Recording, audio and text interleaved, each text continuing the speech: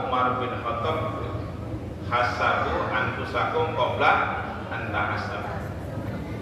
Nah, jadi kata Prof. Muti itu ketika dia sekolah dulu matematikanya merah, lalu dia menangis. Kata gurunya, Muti tidak usah menangis, nanti di akhirat juga tidak perlu matematika. Ternyata di akhirat itu butuh matematika. Hasabu ini kan bisa begitu, dihitung-hitung amaliyah kita, perbuatan kita, itu menggunakan matematika katanya. Nah, jadi ibu-ibu dan bapak sekalian rahmatullah,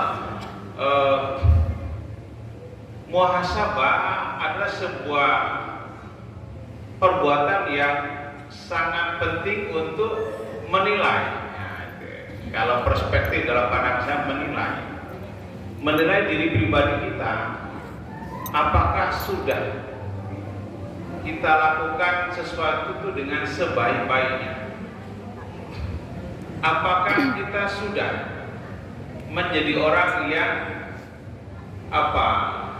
dikatakan orang yang ahsan, orang yang baik? Jadi kan orang yang baik itu akan baik kepada orang yang lainnya. Nah, jadi ibu-ibu dan sekalian rahmatullah, kalau kita berbicara tentang muhasabah itu, tadi sudah dibacakan oleh Yunda Nur Arafah tentang surat Al-Hasyr ayat 18 itu, bahwa orang yang bermuhasabah itu akan melihat bagaimana perbuatan yang dia lakukan untuk hari esok itu. Jadi tentu perbuatan kebaikan, bukan perbuatan yang tidak baik. Nah, jadi ibu-ibu dan sekalian, saya ulangi, ini menjadi penting dalam menjadikan diri kita itu semakin hari semakin baik, semakin hari semakin bagus.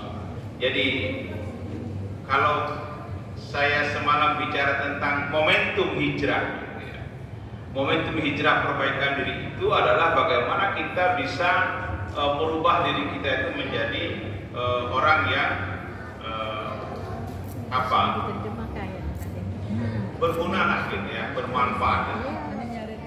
Dan ketika kita bermuhasabah, mengintrospeksi diri kita, mengoreksi diri, mengevaluasi diri kita itu, tentu akan mendapatkan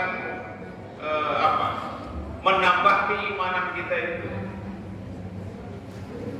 Jadi orang yang bermuhasabah itu dia tahu dirinya lemah di hadapan Allah. Dia akan menjadi orang yang beriman. Bagaimana beriman kepada Allah itu? Nah, orang yang beriman kepada Allah itu tentu dia akan melakukan perbuatan aktivitas kebaikan itu, dan dia tidak pernah ragu dengan Allah itu. Jadi orang yang beriman dia istiqomah. Nah, istiqomah itu apa ya? Teguh pendirian.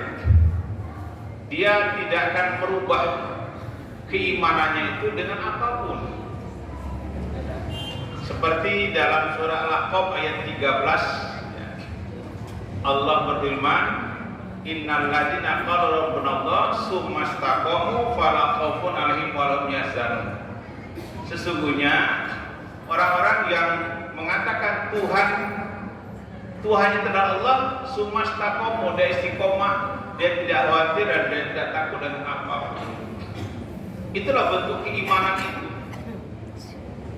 Jadi dia tidak akan merubah sebuah keyakinannya itu kepada sesuatu yang bersifat kebenaran. Bapak Ibu yang rahmatullah, kita punya sarana gitu ya, punya HP, mungkin kita pernah buka TikTok, buka apa gitu. Bagaimana ada orang bisa konversi agama gitu. Ada yang dia mengatakan bahwa saya yakin bahwa Muhammad itu adalah Rasul dan utusan Allah, dan Muhammad itu adalah hamba Allah yang beriman. Nah, kalau orang yang mengatakan Muhammad itu adalah hamba Allah yang beriman kepada Allah, kita sebagai pengikutnya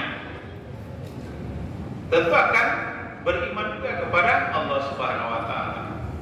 Qul in kuntum tuhibbunallah fattabi'uni yuhibbukumullah yaghfir lakum dzunubakum wallahu ghafurur rahim. Katakan, jika kamu mencintai aku, kata Allah, ikuti Rasulku. Nah, jadi orang yang bermuhasabah itu dia akan komitmen dengan sebuah keimanannya, dengan keyakinannya. Dia tidak akan mencari Tuhan selain daripada Allah, dia tidak akan menyembah Tuhan selain daripada Allah, dan dia tidak akan minta pertolongan Tuhan selain daripada Allah. Nah, disinilah makanya ada dalam Al-Quran itu potongan ayat, "Wala tarkabu," kata Allah. Jangan ragu dengan aku. Kita ini kan kadang-kadang ada sesuatu yang sak gitu. Ini karena pematerinya di ibu kota.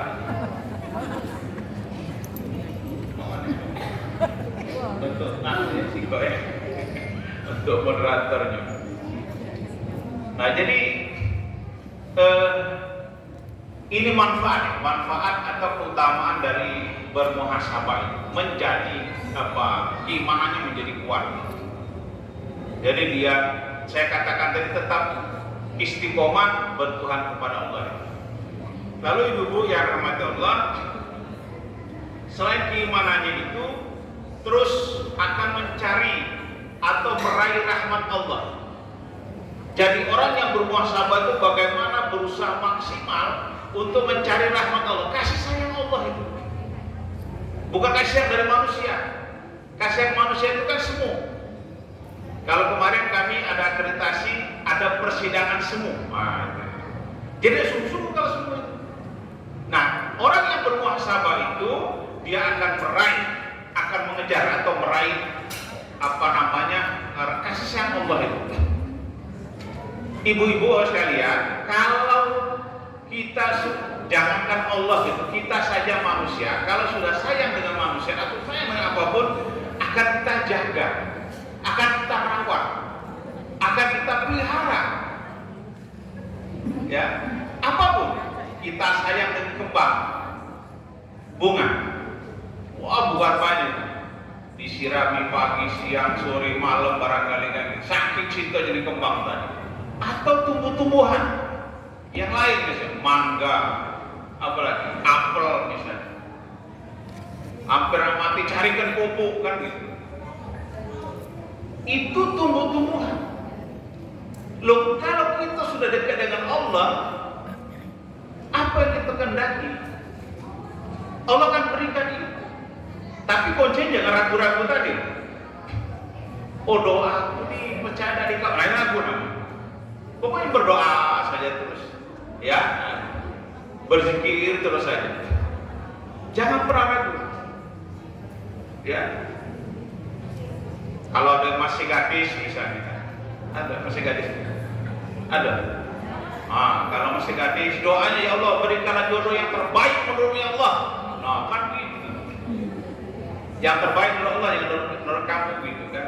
Karena menurut kita tuh semua tadi. Jadi itu manfaat atau keutamaan bermuhasabah itu. Kita akan terus meraih,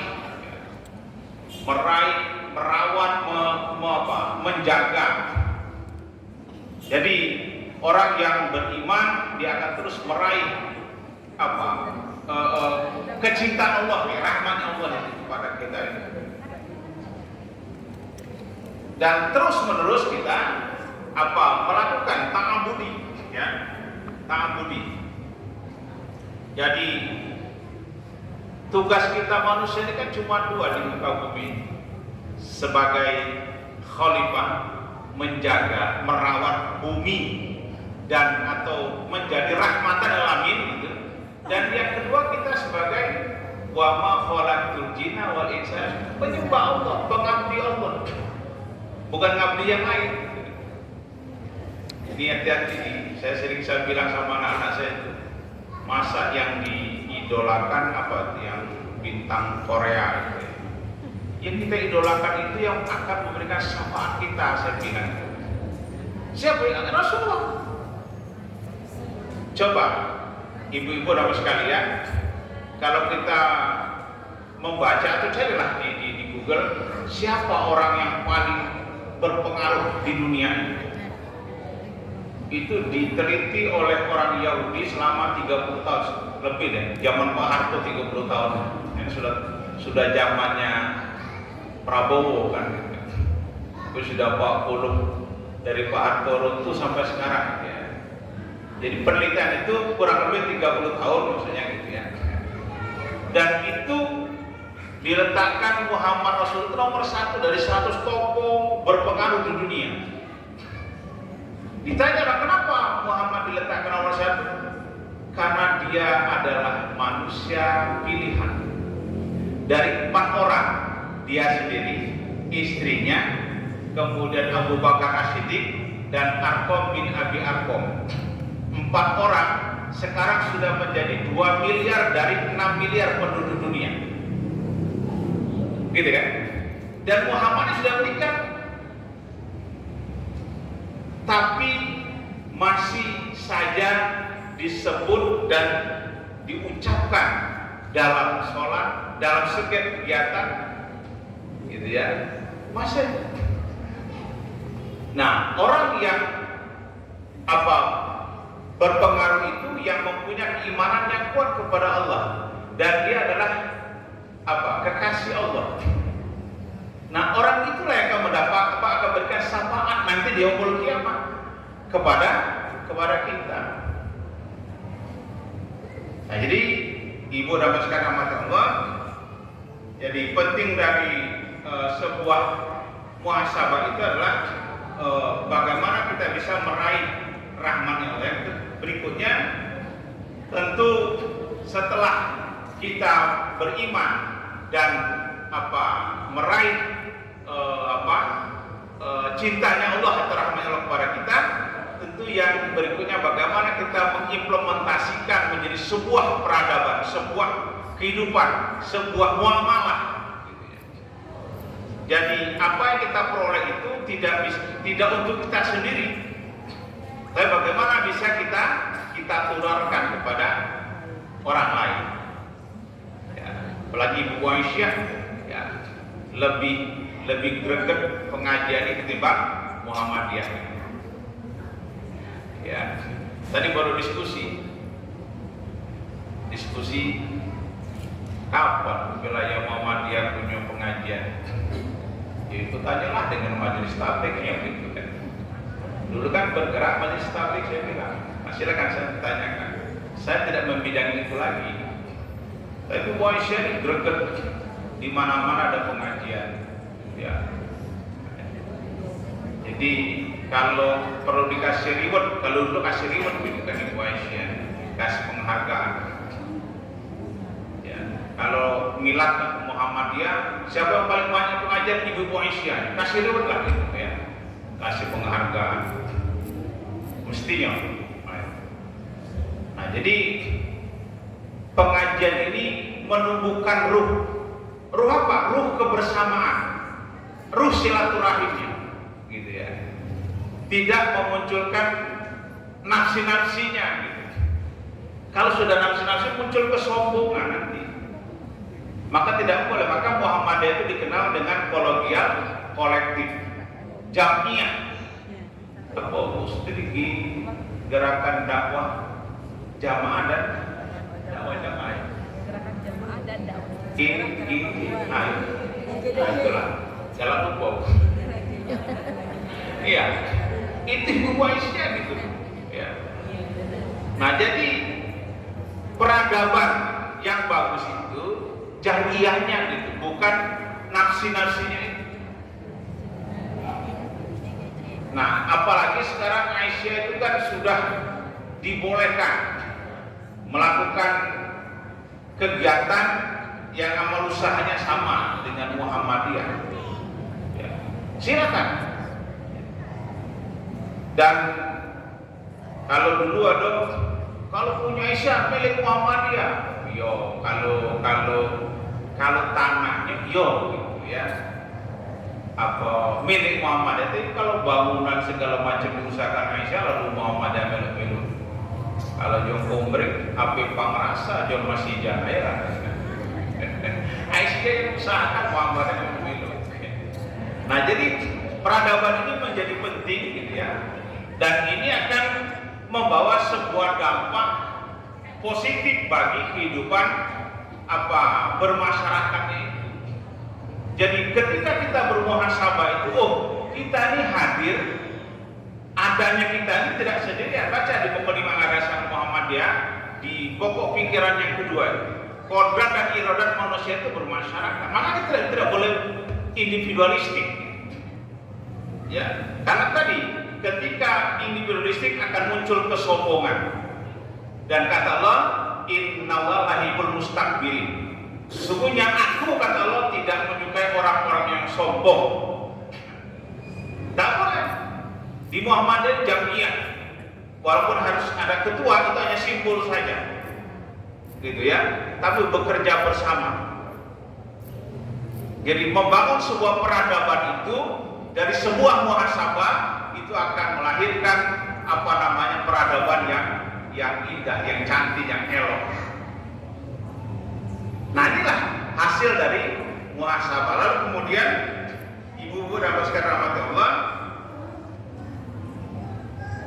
setelah lahir sebuah peradaban, tentu kita akan meraih kesuksesan. Ya, meraih kesuksesan itu.